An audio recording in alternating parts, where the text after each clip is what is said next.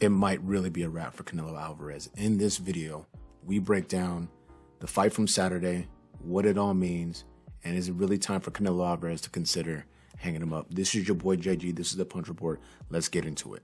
Like I said before at the top, this is your boy JG. This is the Punch Report. Please be so kind. Like, subscribe, bell icon for notification. Let's get into it. As you see on the screen there, not Canelo getting punched in the face, which is clearly on the screen. Look at the stat provided via tweet from CompuBox. It states Canelo, fewest punches landed in 12-round fight. Number one with a bullet, Erislandy Lara. That was back in 2014. 97 punches landed total for the entire fight. A lot of people felt like he lost to Erislandy Lara. That was a very, very close fight. Could have gone either way. Triple G3 coming in hot with 130 total punches landed, for Canelo Alvarez against the aging Triple G. And then the Miguel Cotto fight, 2015, 155 punches landed total. What does all of this mean? Did a live yesterday where I talked about it's really kind of a wrap for Canelo Alvarez for a couple different reasons. Shout out to Triple G. Even this morning, there's an article that was released by ESPN that states Triple G's legacy is secure and, he's going to vow to fight on or whatever the case may be.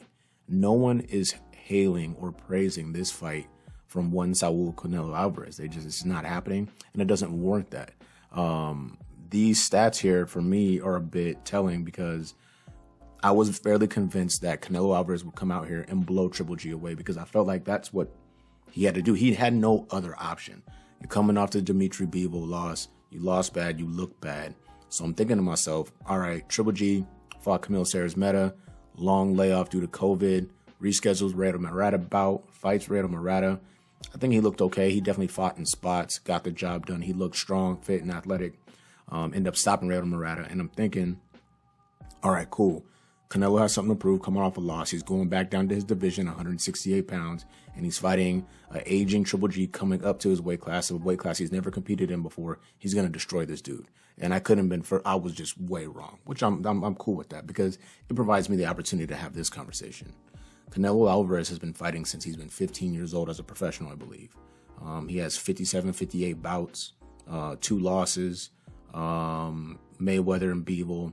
And I think that even at his age, 34, 35 years of age, it might be a wrap for Canelo Alvarez. The mileage, the layoffs here and there. We had the failed drug test before the Triple G bout. I think that was the second bout.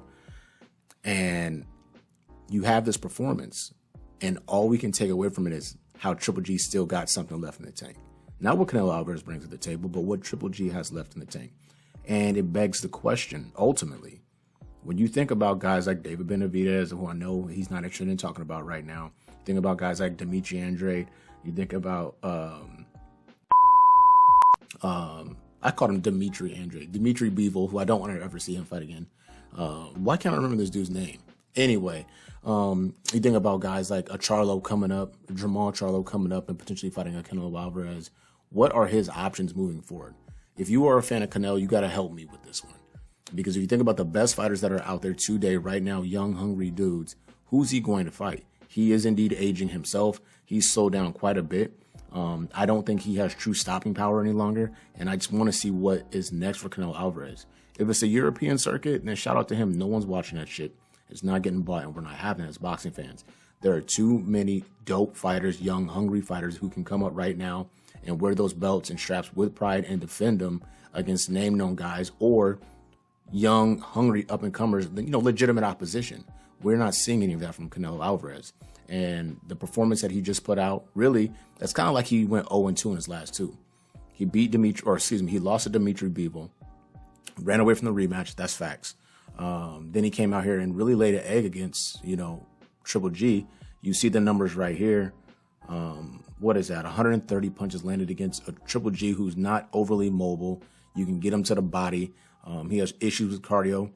I wish he would have never come up to 168 because I don't think he looked good. I stated in the live yesterday, he should have just trained to fight at 160 and then just fought him and then let the cards fall where they may. Canelo wasn't going to stop him. Triple G is historically durable, and he's tough as nails. What's next for Canelo Alvarez? We really gotta check it out. And we gotta have some honest conversations about what we demand from the fighters that we revere in the sport of boxing. At the end of the day, you're talking about an undisputed champion at 168 pounds, fighting guys that no one's checking for, or are they on their way out. You know, I hope, it's tough to say this, but I'm not interested in seeing Triple G fight anymore.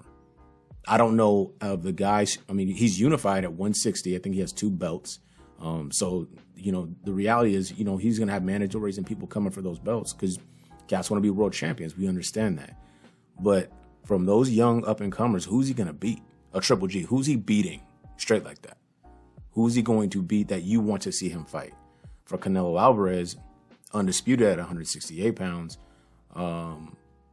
Morrell, Benavidez, Charlo, Andrade, who's he beating from that group?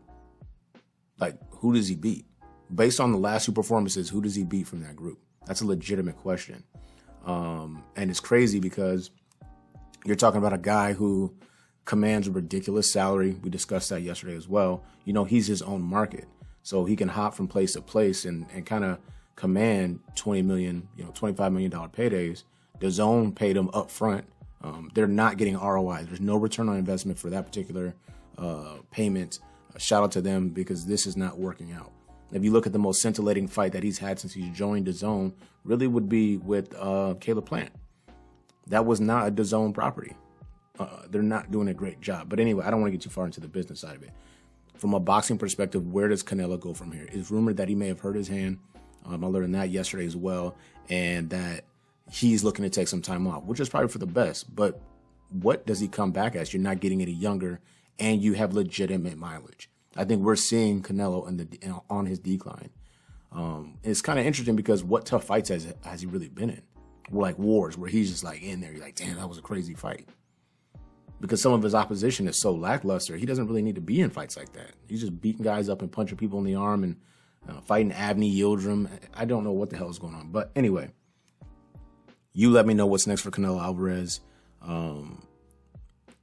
Triple G, I know you want to continue to fight on. I don't know if that's what's best.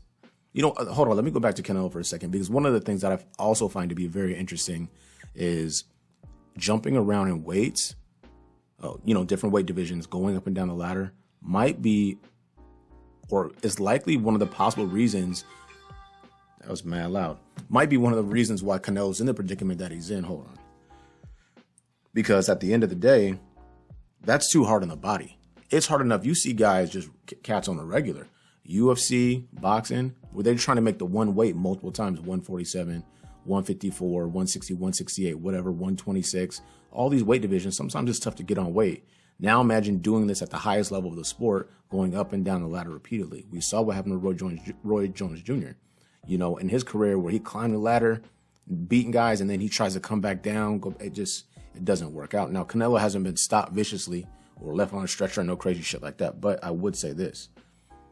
It's time for Canelo Alvarez to make a decision. If I'm in his camp, I'm saying this. We're either going to walk away because I don't see him beating some of those guys that I've listed, but it'll be great to see those fights. Or I'm a 168 pounder. I never want to see him at 175, not 190. We know he's not going to heavyweight. You're undisputed world champion at 168 pounds. It's either time to vacate belts or start fighting some of these young, hungry dudes that are coming for you, calling your name. And at this point, it's not about a payday anymore. It's about becoming a world champion within that division, and you're holding that up. This has been my time. This is your boy, JG. This is the Punch Report. Please like, subscribe, bell icon for notification. We out.